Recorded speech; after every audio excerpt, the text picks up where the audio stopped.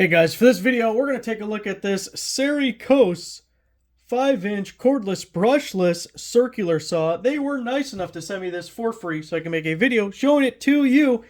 Going to go through all the features, what it comes with, then give it a little test, see what we think about it. One thing I really like about this saw is that it uses Makita 18-volt batteries, so you don't have to get into another battery and charger platform. If you already have Makita batteries, you just slap one of them on the back, just like this one I have we're going to be using here in a second.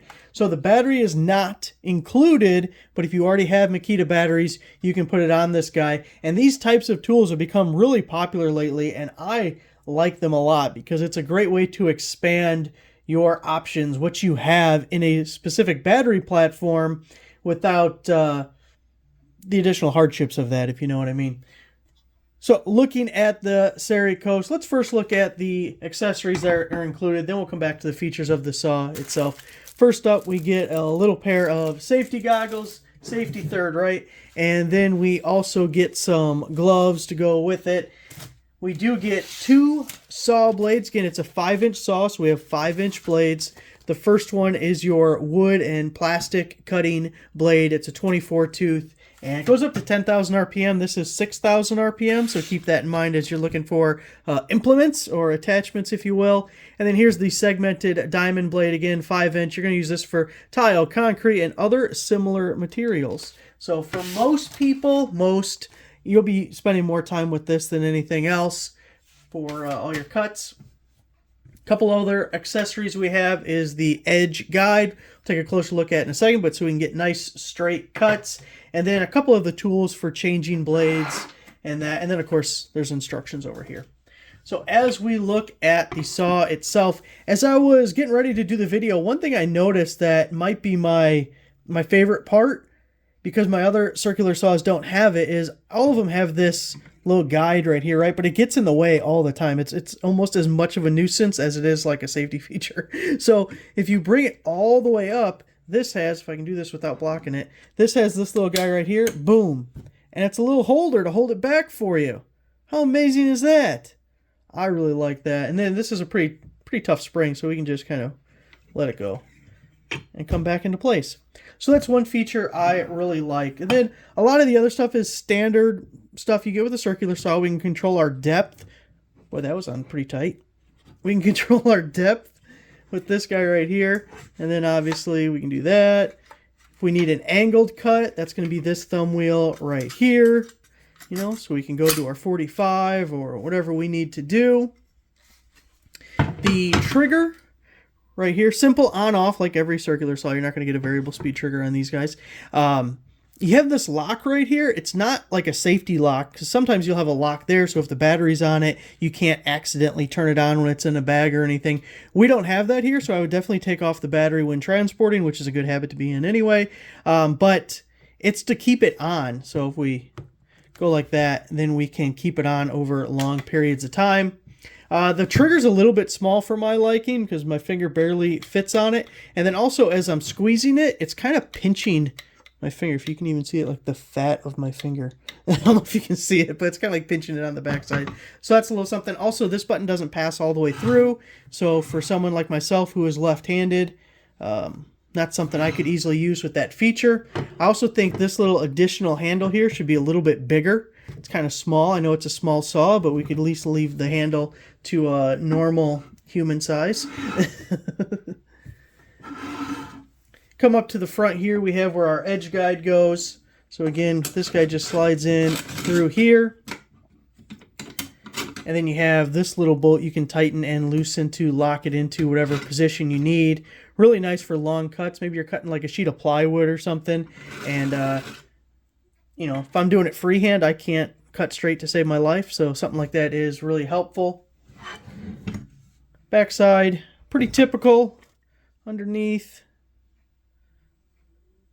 Now, one other thing, let's tighten this down here and make life somewhat easier. And we'll bring our guard back up, make that easier as well. So A lot of tools like this, circular saws, some similar tools, will normally have a spindle lock. Now I'm looking all over this thing and I don't see a spindle lock, so I don't think it has one. So that means we're going to need two tools, both of these wrenches that are included when we're changing our blades. So with some tools, when they have the spindle lock, you would hit the lock button and then you would just loosen this guy whichever direction. This has backward threads, but you would just loosen it and it'd be a one tool operation. Because we don't have the spindle lock, we need to use our other wrench to hold the bigger nut back here and then use this guy on the bolt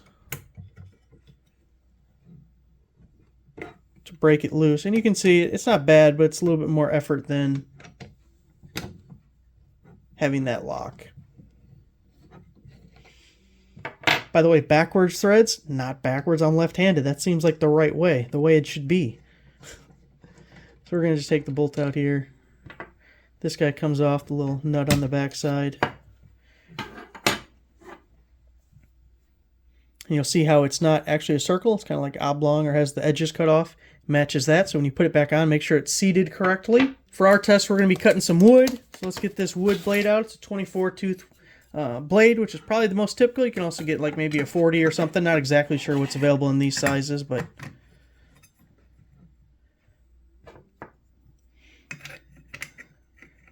get this guy back on. You can see how when it falls into place, it's kind of locked in there a little bit.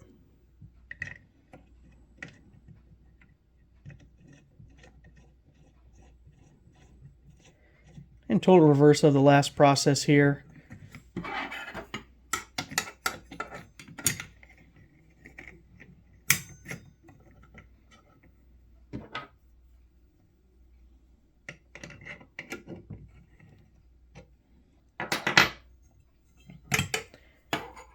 And now we're all ready for cutting.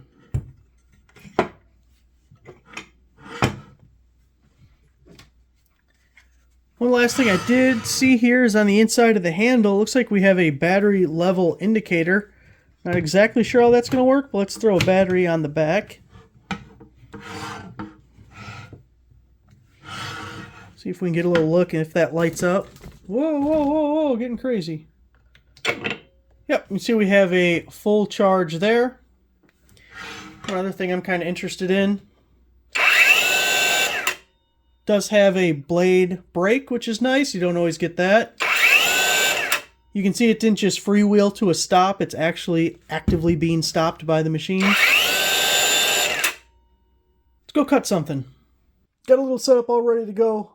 Time to make a cut.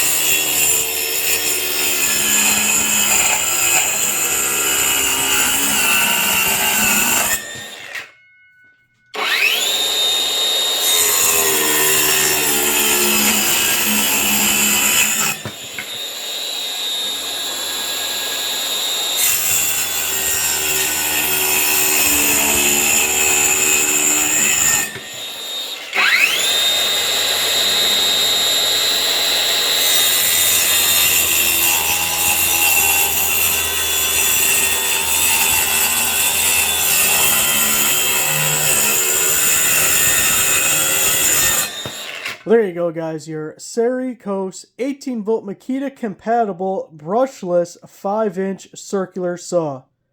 Thanks for watching.